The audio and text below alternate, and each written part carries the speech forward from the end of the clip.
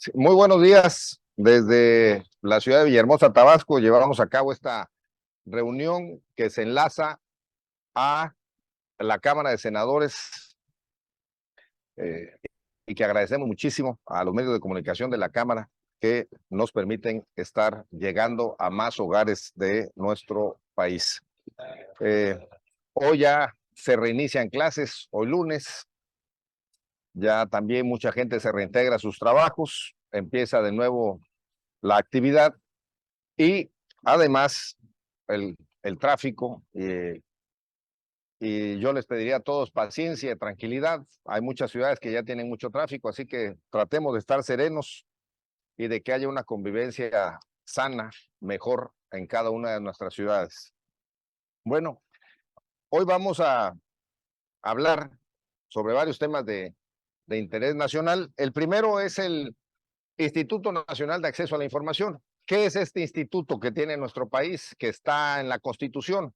Es un instituto que tiene facultades para obligar a gobiernos, al gobierno federal, a gobiernos estatales y municipales, para que le informen al pueblo, a la ciudadanía, no importa quién sea el ciudadano, quién sea la gente del pueblo que pueda hablar, inclusive no es necesario que pongan su nombre formal, pueden poner cualquier nombre como Pancho Villa, Mickey Mouse, Batman, Robin, etcétera, y pueden exigir que haya información de cómo se está gastando nuestro dinero, el dinero del pueblo, en las obras públicas, en los contratos de servicios, etcétera. Para eso sirve el Instituto Nacional de Acceso a la Información, que tiene facultades, como lo estoy diciendo, para obligar a los servidores públicos y que además tiene facultades para sancionar, para eh, eh, penalizar a funcionarios que no cumplan con la función de informar. ¿Qué problema tiene el INAI actualmente? Bueno, es una comisión que tiene 7 miembros, 7 comisionados, y que sus resolutivos deben aprobarlos cuando menos 5 de 7 de sus comisionados. El problema es que ya prácticamente tiene 3 comisionados que se les venció el término de su mandato y que hay que renovarlos. En el Senado habíamos podido nombrar a 2, pero el presidente, haciendo uso de sus facultades constitucionales también, los vetó esos 2 comisionados, y como ya se le venció el tiempo a otro, bueno, ahora tenemos que nombrar a 3, pero en lo que verdaderamente decepciona, desilusiona, es que el secretario de Gobierno, Adán Augusto López Hernández, tuvo una reunión el pasado martes en el Senado de la República, convocó a todos sus senadores de Morena, a los del Verde, a los del PT, para pedirles que no se apresuren en nombrar a los 3 comisionados que hacen falta del Instituto Nacional de Acceso a la Información, porque pues es el mundo ideal, no tener que rendir cuentas, no tener que explicarle a la gente cómo se está gastando el dinero, no tener que mostrar que hay corrupción. Ese es el mundo ideal para el gobierno actual de Morena. Desafortunadamente, una cosa es lo que dicen y otra cosa es lo que hacen. Así que, eh, ¿dónde quedó eso de la honestidad, de no robar, de no mentir? Bueno, pues está quedando por los suelos porque verdaderamente no están cumpliendo. Hay mucho robo, hay mucha corrupción, están engañando a la gente y así este país no puede progresar. Hay mucho derroche de dinero, hay muchos gastos brutales. Las obras públicas se han ido al doble o al triple de sus costos que se habían propuesto desde un inicio, así que estamos mal. Y decía el presidente hace muchos años, cuando era candidato, que la corrupción es mala, pero lo peor es la impunidad. Y solo puede haber impunidad si no hay transparencia, si no se aclaran las cuentas, si no se exige cuentas a los gobernantes. Y lo que el presidente está fomentando es que nadie les pueda exigir cuentas claras a sus funcionarios. Así que, como diría la abuelita, si no tienes nada que ocultar, ¿para qué te quedas callado? ¿Por qué quieres impedir la transparencia? Así que, ante cualquier cuestionamiento, el presidente solo contesta, que ellos no son iguales. la verdad es que siento que están haciendo cosas peores, no son iguales. Estamos empeorando en la cuestión de corrupción, impunidad y falta de transparencia. Si no, ya, ¿por qué Morena es el responsable? Porque es la mayoría en el Senado. Desafortunadamente el pueblo le dio la mayoría en el Senado y si ellos no colaboran, si ellos no, inclusive se ponen de acuerdo, que ya los critiqué públicamente también, no es posible que entre ellos no se puedan poner de acuerdo. ¿Cómo van a gobernar un país así sin ponerse de acuerdo? Entonces, si ellos no participan en la nominación de los comisionados, pues no puede transitar el que se complete este órgano de transparencia. Bueno, por eso esto fomenta la corrupción, el que el Instituto Nacional de Acceso a la Información no esté completo y que no puedan obligar a los funcionarios públicos a informar. Y lo está fomentando desde la Presidencia de la República esta falta de transparencia. Y a propósito de corrupción y delincuencia, que dicen que cada día vamos mejorando, no se nos olvida, no se nos puede olvidar los 40 inmigrantes o migrantes que perdieron la vida en una instalación de nuestro gobierno federal, en una instalación del Instituto Nacional de Migración. Es una institución del Estado mexicano. No murieron en una casa, no murieron en la carretera, sino que en un instituto, en un albergue, los tenían encerrados, se inició un incendio. Los vigilantes, que por cierto no eran funcionarios públicos, sino son guardias de una empresa privada, increíble, cuando se inicia el incendio, ellos salen caminando tranquilamente como que recibieron una orden de que salgan, se dejen las cosas así, en vez de que buscaran cómo resolver el problema. La excusa es que no tenían la llave para abrir la puerta. La verdad que, ¿quién les puede creer esa situación? Esto es parte de la delincuencia que existe en nuestro país, es parte de la gran corrupción que existe, más en este Instituto Nacional de Migración, y que como ciudadanos no podemos quedarnos haciendo como que no pasa nada, nada más porque te dan una pensión o que te dan un programa. No, esto es muy grave lo que está pasando en el país. Es tan grave como el caso de los 43 de Ayotzinapa, los muchachos normalistas que fueron desaparecidos y donde participaron instituciones de gobierno, policías federales, estatales, municipales, algunos mencionan hasta el ejército.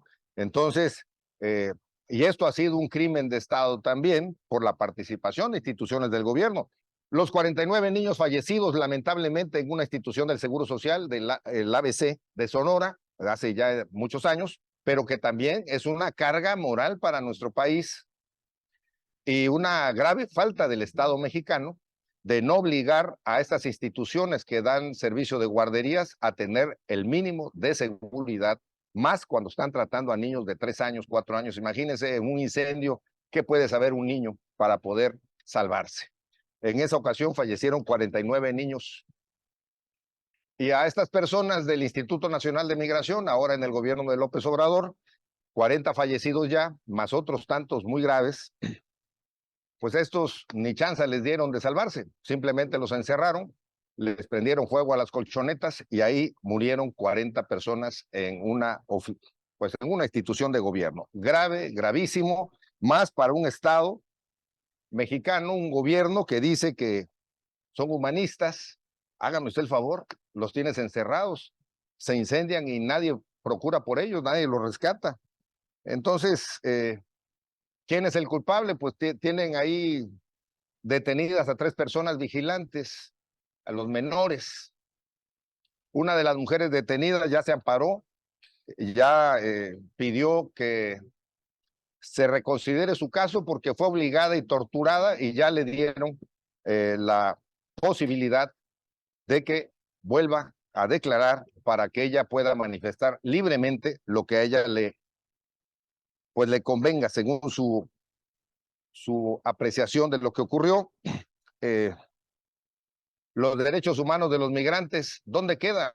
¿Dónde queda el humanismo que tanto pregona Morena, el gobierno? Sinceramente es que no es vacilada ni es ataque, ¿eh? Lo que pasa es que no podemos hablar de humanismo cuando estábamos viendo esta situación. O sea, ¿Dónde está la seguridad en nuestro país que está mejorando? Que se reúnen todos los días a las 6 de la mañana el Comité de Seguridad para hablar de cómo está mejorando y esto cada día está peor. Por todos lados hay bronca. Ya inclusive la Cruz Roja ya emitió una alerta de preocupación pública internacional por la violencia en México. Miren, ya en este sexenio, en lo que va este sexenio del presidente López Obrador, ya van más de 150,000 personas asesinadas. Hay más muertos que en Ucrania, Rusia, en la guerra que hay en Ucrania, Rusia. O sea, está muriendo más gente en México de manera normal, sin guerra, que cuando hay países en guerra. La verdad es que mexicanos, mexicanas, despertemos. Hay que exigir que la seguridad pública verdaderamente se otorgue. Es el principal, el primer motivo de un gobierno es ofrecerle la seguridad pública a sus ciudadanos. No se está cumpliendo. ¿Qué más les puedo decir? Hay otro grave problema, los desplazados que huyen de la violencia. En el 2020 huyeron de sus ciudades, de sus comunidades, 262,000 personas porque ya no aguantaban la violencia en su ciudad, en su comunidad. En el 2021 subió a 379,000 personas y en el 2022 sube arriba de las 400,000 personas los que están huyendo de sus ciudades. ¿Dónde está que está disminuyendo la violencia en México? Las cifras son verdaderamente graves. El 66% de los ciudadanos, según el INEGI, comentan que se sienten inseguros en sus ciudades. 2/3 de la población se sienten inseguros en sus ciudades y 4 de 10 ciudadanos mencionan que la inseguridad en México es el problema más grave que enfrenta nuestro país. Y también lo comento, en esta misma encuesta del INEGI, que por cierto es una institución del gobierno también, que cambiaron al antiguo titular para poner a una persona que supuestamente dijera las cosas de manera real. Bueno, pues si es real, están informando lo que dice la gente y la gente menciona que la pobreza, la corrupción, el desempleo, la falta de servicios públicos y las adicciones son las causas de tanta inseguridad en nuestro país, de inseguridad e incertidumbre de la gente. En fin, ahí están las causas de los problemas según la gente y yo creo que mucho tiene de razón. La falta del empleo, la pobreza de nuestra gente, las adicciones, la falta de una seguridad pública que verdaderamente sea eficiente, nos está llevando a que cada vez la delincuencia esté más presente en nuestras ciudades, en nuestras comunidades. En la cuestión de la salud, el presidente López Obrador vuelve a declarar que nos va a ofrecer a los mexicanos un sistema de salud como en Dinamarca. Ya vamos en el 5º año de gobierno. Él va a salir en septiembre del año próximo. Ya le queda año 4 meses o año 5 meses para terminar su mandato. Y la verdad es que esta propuesta nuevamente de la salud, pues como propuesta y como oferta, está bien, pero la gente sigue diciendo que faltan medicinas, falta buena atención en las instituciones del gobierno como el Seguro Social, como el ISSSTE, instituciones locales de seguridad, de salud pública, en el INSABI, hospitales públicos, centros de salud, en todos lados falta medicina, ya vamos en el 5º año de gobierno. Alguien en alguna comunidad me decía, pero todavía le falta 1 año y medio. Pues sí, esperemos que los enfermos no se hayan muerto para el 6º año, si es que en el 6º año van a cumplir con la medicina. Así que la grave falta del gobierno es la ausencia de medicinas, ausencia de doctores en muchos hospitales, que obliga a los ciudadanos a tener que pagar, llevar a sus enfermos de una ciudad a otra donde los puedan atender. Y que esto les ocasiona, obviamente, gastos y molestias, porque hay que trasladar también a gente que vaya pues apoyando al enfermo o a la enferma. Eso es correcto. Bueno, entonces, en el sistema de salud, otra grave falla del presidente de la República en este sexenio. Y bueno, una nota que pudiera ser buena. Vamos a ver cómo se ejerce esta ley, cómo se ejercen estos derechos. Se aprobó en la Cámara de Diputados que puedan llegar jóvenes de 18 años a ser diputados federales. De igual forma que jóvenes de 25 años puedan ser secretarios de Estado. La verdad es que esta medida busca fomentar la participación de los jóvenes porque los jóvenes cada vez tienen más resistencia a participar en política, tienen menos certidumbre de que la política sea algo bueno, así que los jóvenes no quieren participar en política. Por eso estas medidas de tratar de fomentar o quedar bien con los jóvenes,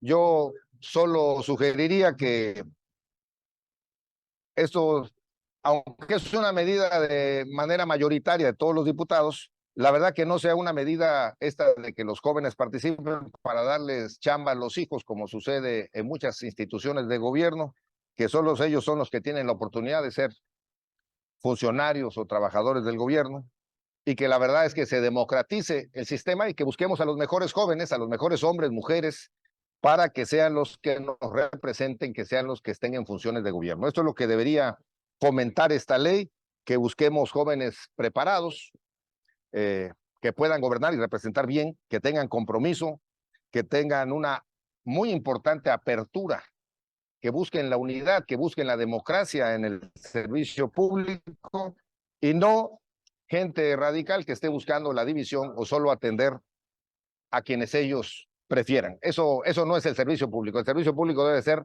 democrático, debe ser abierto, universal, porque el dinero que se maneja en la función pública es del pueblo mexicano, no es de ningún funcionario, ni del presidente, ni de los diputados, es del pueblo, el dinero de los impuestos, de lo que se genera por el petróleo, en fin, de lo que es del pueblo mexicano, es lo que realmente con eso se presta servicio público, así que debe ser para todos por igual. Y bueno, para concluir en estos temas de carácter nacional, está el tema de que anunció el presidente López Obrador una supuesta nacionalización de la industria eléctrica, porque la información oficial del propio presidente es que estaban comprándole 13 plantas eléctricas a la empresa Iberdrola, la empresa española, ¿no? Ya hasta hablan de que los mexicanos están recuperándose de la conquista. Y la verdad es que es falso lo de la nacionalización de la industria eléctrica, no está pasando a manos del Estado mexicano. A ver si les puedo explicar bien. Iberdrola durante muchos años estuvo generando energía eléctrica en México a través de más de 13 plantas, porque todavía queda de propiedad de algunas. Y entonces, cuando llega López Obrador considera de manera personal que Iberdrola fue favorecida por Felipe Calderón. Hasta piensa el presidente que Calderón es socio de Iberdrola, pudiera ser, pero empezó a generarles muchos conflictos, a multas a Iberdrola, a generarle conflicto para que esta empresa pues no trabajara a gusto. Esto es lo que ha estado pasando en este sexenio de López Obrador con esta empresa española. Y bueno, finalmente nos sorprendió a todos que dijeran que se le estaba comprando a Iberdrola 13 plantas de energía eléctrica. Bueno, miren, la verdad es que el gobierno mexicano no le compró nada a Iberdrola de manera directa. Iberdrola le vendió a una empresa X sus plantas, por la cual le pagaron 6,000 millones de dólares. La empresa X, la que le compra a Iberdrola, va a firmar o ya firmó un contrato de arrendamiento con Comisión Federal de Electricidad para que Comisión Federal de Electricidad sea la que opere las plantas de energía eléctrica. Obviamente esta empresa X pues va a recibir dividendos, va a recibir el pago de una renta por estas plantas. Extrañamente el gobierno mexicano es aval de la empresa X para pagarle a Iberdrola sus 6,000 millones de dólares por las 13 plantas. Y bueno, ya el malvado de Iberdrola ya casi no va a estar en México. Ya se logró vencer a Iberdrola. Iberdrola se logró zafar del conflicto con el gobierno de López Obrador. E Iberdrola el malvado de Iberdrola, con esos 6,000 millones de dólares, ya se presentó en Brasil, donde fue recibido por el gobierno brasileño, donde está anunciando Iberdrola que va a invertir 6,000 millones de dólares en nuevas plantas de energía eléctrica. Este es el caso de Iberdrola, muy interesante, habrá que ver quién es la empresa X, la que está haciendo, la que compra, la que renta, la que se va a llevar una buena participación de la generación de energía eléctrica. Pero que quede claro, el gobierno mexicano no está comprando absolutamente nada. Bien, hasta ahí las notas nacionales. En el tema local de Tabasco, desafortunadamente para los tabasqueños, no fue una Semana Santa blanca. La verdad es que en las carreteras fallecieron muchas personas, jóvenes que se ahogaron. La verdad es que es lamentable que no tengamos el cuidado como familias, como jóvenes, que muchos ingieren bebidas. Esto ocasiona más accidentes vehiculares y también que no puedan reaccionar correctamente en el mar o en los ríos de nuestro estado. Así que pues nuestra condolencia a las familias que tuvieron pérdidas de familiares en esta Semana Santa. Y los que llegaron con bien, bueno, pues a trabajar y a estudiar, a seguirnos preparando para sacar adelante a nuestro estado. Y bueno, junto con la Semana Santa se dio un tema de contaminación en nuestras playas de Paraíso, de Centla, por petróleo. Aunque el gobierno federal y Pemex dicen que la empresa no contamina, bueno, pues tuvieron que cerrar 3 kilómetros de playas porque llegaba petróleo crudo a las costas de Centla y de Paraíso, así que se clausuraron las playas. En esos lugares no pudieron los vacacionistas ir durante varios días hasta que ya enterraron el petróleo y recogieron lo que pudieron y ya reabrieron para que este fin de semana la gente pudiera llegar a estas playas, pero que nos quede claro que es un engaño, es una mentira que Pemex no contamina. No solo Pemex, todas las empresas petroleras del mundo contaminan el medio ambiente. Entonces, resulta absurdo que quieran engañar al pueblo diciendo que no se contamina en México con Pemex cuando sabemos que ni mantenimiento correcto le dan a las instalaciones. O sea, por favor, si no le invierten al mantenimiento, hasta con más razón estamos contaminando todo nuestro entorno donde está todos los pozos y las industrias que tienen que ver con Pemex. Y eso que todavía la refinería en Paraíso no se echa a andar. En fin, bueno. En el tema de inseguridad, están aumentando los delitos en Tabasco, según reportes de instituciones de seguridad pública locales, está aumentando el narcomenudeo, está aumentando los feminicidios, los secuestros que ya se habían logrado disminuir casi a cero, están empezando a resurgir, lamentablemente, y hay que poner atención. Están aumentando el robo a comercios, a casas habitación, de motos, y también están aumentando los homicidios dolosos en Tabasco. Esta es una triste realidad de que se esté debilitando la seguridad pública y debe la Secretaría de Seguridad Pública, la Fiscalía, poner mucha atención para reforzar y que no se nos descomponga la seguridad que tenemos en Tabasco. ¿Sí? Y bueno, en algo que tiene que ver con violencia, pero no necesariamente violencia donde corra riesgo las personas, Tabasco es el tercer lugar a nivel nacional con violencia política de género, con 30 casos. Hay un registro nacional donde se lleva a todas las personas que se dedican a la política y que abusando de su posición impiden o le causan algún daño moral a otras personas que se dedican a la política. Así que nuestro estado está en tercer lugar con 30 casos a nivel nacional. Somos el 10% prácticamente de todo el país. ¿Quiénes más están aquí en estas listas negras de violencia política de género? Está Oaxaca en primer lugar con 96 casos. Está Veracruz en segundo lugar con 36 casos. Tabasco tercero con 30 y Chiapas con 20. O sea, el sureste, el más favorecido con los recursos públicos, es donde más violencia política de género hay. Esto es extraño porque fíjense que la actividad política es para gente que tenga esa sensibilidad de tratar con los demás, que tenga un buen trato humano, que permita el desarrollo y participación igualitaria de los ciudadanos, de las ciudadanas, y además que sean demócratas. Ya lo dije anteriormente en otro tema, tenemos que tratar a todos por igual y que haya esa sencillez y humildad para atender a la gente. Eso es lo que debe ser la actividad política, pero bueno, cuando se violan estos principios elementales, hay una violencia política de género para impedir que otras personas puedan avanzar, y qué bueno que se esté sancionando, porque precisamente por eso, de manera principal, es contra mujeres, pero en Tabasco hay una exalcaldesa que, por cierto, está acusada también de violencia política de género y que aparece tristemente en esta lista. Así que no es privativo de hombres. Hay alguna que otra mujer que también abusa de los puestos públicos para agredir políticamente a las mujeres. Bueno, hoy es 17 de abril, es el Día Mundial de la Hemofilia, y bueno, en Tabasco está anunciando, se está anunciando que no hay medicamentos de hemofilia en nuestro estado. La hemofilia es una enfermedad que no permite que la sangre se coagule, así que una persona que sufre alguna herida,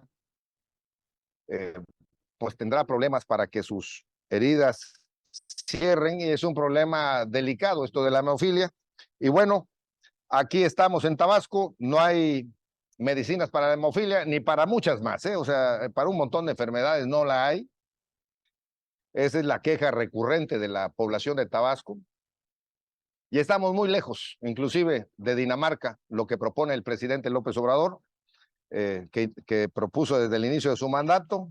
Y la verdad que si no atendemos la salud, ¿de qué humanismo podemos hablar como gobierno si lo más básico, al que está enfermo, al que está débil, al que está desvalido, lo estamos abandonando a su suerte? Si tiene dinero, irá a una farmacia particular a ser atendido y comprar su medicina. Y si no lo tiene, que Dios lo bendiga.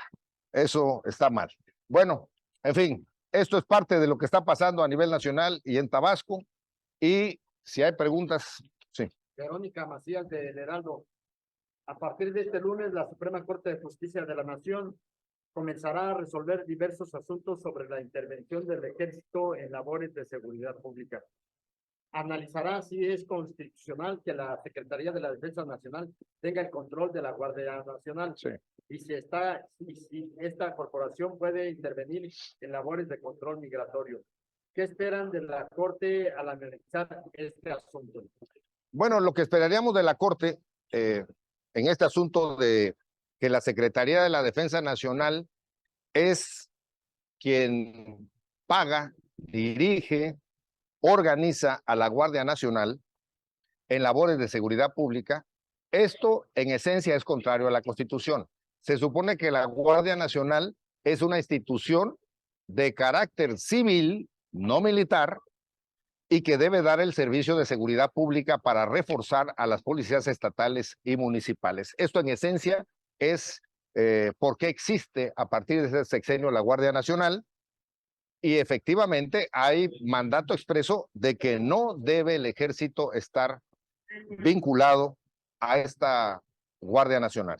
Así que, bueno, en esencia, lo que se definió cuando se le dio vida a la Guardia Nacional es esto, y a como lo está manejando el gobierno, pues sinceramente son militares los de la Guardia Nacional, depende de la Secretaría de Defensa Nacional, entonces están incumpliendo con el mandato constitucional de que debe ser una institución de carácter civil para dar el servicio de seguridad pública. Así que, ¿qué esperaríamos? Bueno, pues que resuelva la Corte y que separe estas instituciones tal como lo marca la Constitución.